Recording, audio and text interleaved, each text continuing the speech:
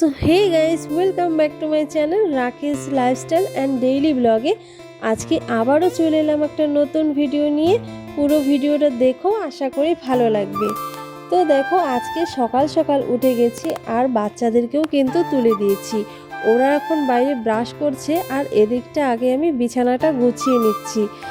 সবার প্রথমে বিছানাটা গুছিয়ে নিই, তারপর কিন্তু অন্য কাজগুলো শুরু করে দিই। তো বন্ধুরা, গতকাল রাত্রে এতটা পরিমাণে বৃষ্টি হয়েছে আর ঘরে দেখো কতটা জল প্রবেশ করছে। এখন তোমরা ভাবছো তো যে ঘরের মধ্যে এত জল কি করে? তো দাঁড়াও বলছি। আসলে বর্ষাকালে আমার ঘরের অবস্থা ঠিক এরকমই হয়। টিনের যে চালটা আছে সেখান দিয়েই জল প্রবেশ করে, মানে যে জয়েন্টগুলো আছে সেই জয়েন্টগুলো দিয়েই কিন্তু জল ঢুকে যায় ঘরে প্রচণ্ড পরিমাণে। আর বর্ষাকালের আমার দিনগুলো ঠিক এরকমই যায়। প্রতিদিন ঘুমের থেকে উঠে আগে আমাকে পুরো বাড়িটা জলগুলো এভাবে পাস করতে হয়, তারপর অন্য কাজ। আর এই জল পাস করতে করতেই কিন্তু আমার অর্ধেকটা বেলা চলে যায়, মানে প্রায় 1 থেকে 2 ঘন্টা এই জল পাস করতেই সময় লাগে। আর বাচ্চা থাকলে তো জানোই, এমনিতে প্রচণ্ড পরিমাণে কাজের দেরি হয়, তার মধ্যে যদি বৃষ্টি আসে এই রকম আমার কাজের অবনতি ঘটে। আর বাচ্চারা তার মধ্যেই এসে দুষ্টুমি করে, এটা ওটা ধরে, জলের মধ্যে খেলে। তো যাই হোক, আমার কিন্তু জলগুলো পাস করা হয়ে গেছে। আর ওদিকটা ঘরটা কোনো রকমে আর কি গুছিয়ে টুছিয়ে রেখে এসেছি, কারণ অনেকটাই বেলা হয়ে গেছে। এখন আমি পুরো বাড়িটাই ঝাড় দিয়ে নেব। আর রাত্রিবেলা প্রচণ্ড পরিমাণে হাওয়াও হয়েছিল, ওই প্রায় ঝড়ের মতোই হয়েছিল। তো যাই হোক, ওদিকে কিন্তু জল পরিষ্কার করতে করতে আমার অনেকটাই লেট হয়ে গেছিলো। আর তারপর টাইমের জল এসেছিল, তার মধ্যেই আমি বাসনটা ধুয়ে নিয়েছি, কাপড়টাও ধুয়ে নিয়েছি। এখন আমি উঠোনটা ঝাড়ু দেব, কারণ আমি যদি উঠোনটা ঝাড়ু দিয়ে তারপর কাজ করতাম তো আমি কিন্তু জল পেতাম না। তো যাই হোক, আগে জলের কাজটাই করে নিয়েছি, তারপর কিন্তু আমি ঝাড়ু দিচ্ছি। আর প্রতিদিন বৃষ্টি হওয়ার কারণেই বাড়ির যে উঠোনের মাটিগুলো সেগুলো ধুয়ে ধুয়ে কিন্তু চলে যাচ্ছে।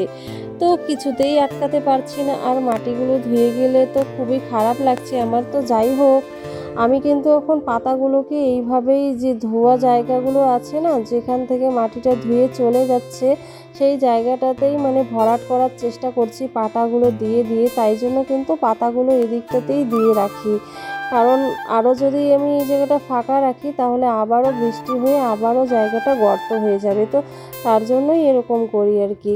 তো যাই হোক, আমার কিন্তু ঝাড়ু দেওয়া হয়ে গেছে আর বেলাও অনেকটা হয়ে গেছে।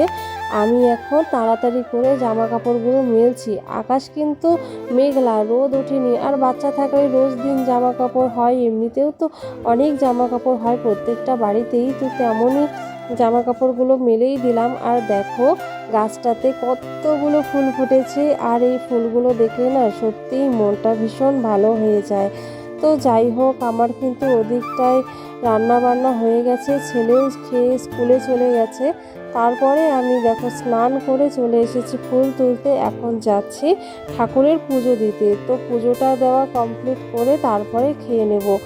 তো যাই হোক, পুজো তো দেওয়া হয়ে গেল আর খাইনি। এদিকে মেয়েকেও স্নান করে দিয়েছি, আর এদিকে মেয়ে এসে দেখি বিছানার মধ্যে পটি করে দিয়েছে। এরকমটা প্রায়ই হয়। তো যাই হোক, বাচ্চা থাকলে তো হবেই। আবার করে নতুন বিছানা পাতলাম। তারপর ছেলেও কিন্তু স্কুল থেকে চলে আসলো, আর ওকে বলছি তুই ড্রেস চেঞ্জ করে নে, ফ্রেশ হয়ে নে, তারপর আমি তোর খাবারটা দিয়ে নিচ্ছি। আর এদিকে মেয়েকে আমি রেডি করালাম, ওর কান্না করেই যাচ্ছে। আসলে ও না একদমই রেডি হতে চায় না, অনেক ধরে বেঁধেই ওকে রেডি করাতে হয়। তো যাই হোক, ওভাবেই করতে হবে। তারপর ভেজা গামছাগুলোকে আমি বারান্দাতে মেলে দিলাম, আর এখন ভাত বাড়ছি খাওয়ার জন্য। তো ছেলেকে মেয়েকে খাইয়ে নিব, তারপর আমি খাবো। ওদেরকে খাবারটা দিয়ে তারপর কিন্তু আমি খেয়ে নিয়েছি। বিকেলবেলায় দেখো আমি জানালা টানালা বন্ধ করে দিচ্ছি, কারণ বৃষ্টির দিন জানোই তো এখন প্রচণ্ড পরিমাণে মশা ঘরে প্রবেশ করে। তাই জন্য কিন্তু জানালা বন্ধ করে এদিকটায় আমি ঝাড়ু দিয়ে নিচ্ছি। সন্ধেবেলার আগের কাজগুলোই আর কি করে নিচ্ছি। তো যাই হোক, ঝাড়ু দেওয়া কিন্তু আমার হয়েই গেল। এরপর কিছু বাসন টাসন আছে, ওগুলোকেও একটু মেজে টেজে নেব। সন্ধ্যের আগে রোজ এই থাকি আমি। তো যারা আমার চ্যানেলে নতুন ভিডিও দেখছো তারা অবশ্যই সাবস্ক্রাইব করে দিও, আর হ্যাঁ, লাইক কমেন্ট করতে ভুলো না কিন্তু। দেখা হচ্ছে নেক্সট ভিডিওতে।